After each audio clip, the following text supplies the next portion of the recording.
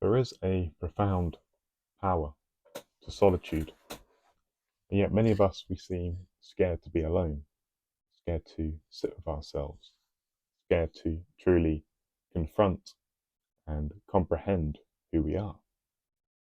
Often we seem to construct our sense of worth based on what other people tell us, based on what other people say about us. We base our self-worth on external validation. And consequently, this leads to many people acting and performing a certain constructed image of themselves, something which will be socially accepted. But this image, this personality that people construct, it isn't who they are authentically. Rather, it is created. And because it is created, it isn't a true expression of someone's true essence. You see, when we do not sit with ourselves, when we do not truly confront solitude, when we avoid it, we deprive ourselves of the opportunity to know who we are. And when people, surround themselves, just with the views and opinions of other people, they don't really truly recognize that this can hamper self-knowing. The attitudes of other people, they can be very noisy, very confusing. And when we take those energies in, it becomes difficult to discern which energy, which views, which opinions are ours and which belong to other people. And this creates an identity problem, you see, which is an inability to identify which expressions, which opinions are truly our own and which has simply been subconsciously conditioned into us by other people. And the only way to break free from this social conditioning is to sit with oneself. It is to sit with one's thoughts. And too often, people, they do not think for themselves. They blindly accept the opinions of others. They learn by reading or regurgitating rather than doing their own true reasoning. You see, true independent thinking is rare. But those who achieve it, those who are able to detach from the opinions and validations of others, they are the ones who are truly free, and yet they are often maligned, outcasted, and seen as strange in society. And this is because authentic individuals are different, and their authenticity offends those who are inauthentic. And it does this because it points out the lack of genuineness, the lack of truth, the lack of integrity and honesty that inauthentic people have. A person who is truly independent, who has thought deeply and arrived at their own opinions, is incorruptible. They cannot be manipulated or propagandized because they know who they are. And those who do not know who they themselves are, they can be coerced by external forces. They can be convinced and coerced and manipulated into thinking that they are someone who they are not.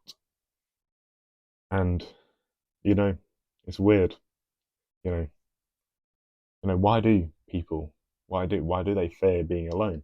Why do they fear thinking for themselves? Why do they avoid solitude at whatever cost? Why do they fear themselves? Why do they fear thinking about themselves? It's strange.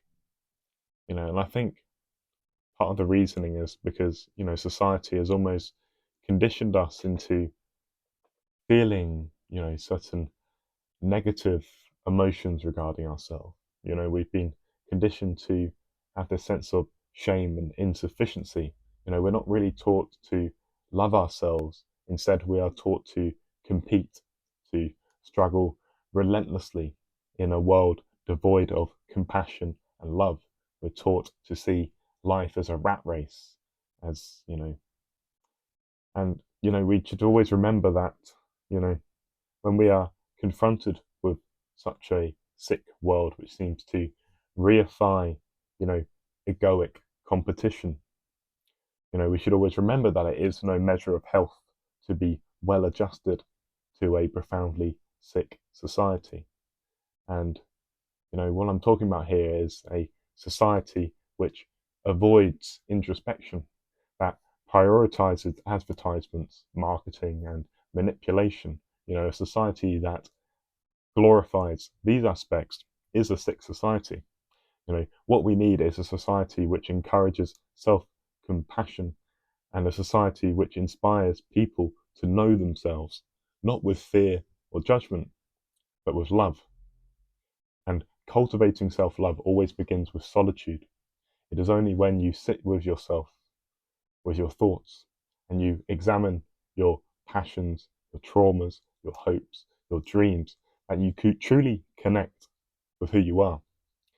And when you're able to look at all of it without judgment, without shame, you can then begin to understand and accept yourself. And too often, when we bring our attention to ourselves, we bring our attention to the negative, to the shame, and we amplify and we reify it in our mind. And we truly grant the negative just too much space in our awareness than is warranted. And I think to heal requires that we engage in a process of focusing on the positive, in shifting our awareness and shifting our attention to what we see as ultimately good. And when we are able to move our attention away from the dense, heavy, negative feelings that we have about ourselves, the feelings of fear, anxiety, shame, insufficiency, towards the emotions, the lighter feelings of gratitude, of love, of acceptance, curiosity, excitement, it is then that we are in a movement towards better healing, when we're moving towards being kinder, first and foremost to ourselves. Many of us, we're not kind enough to ourselves.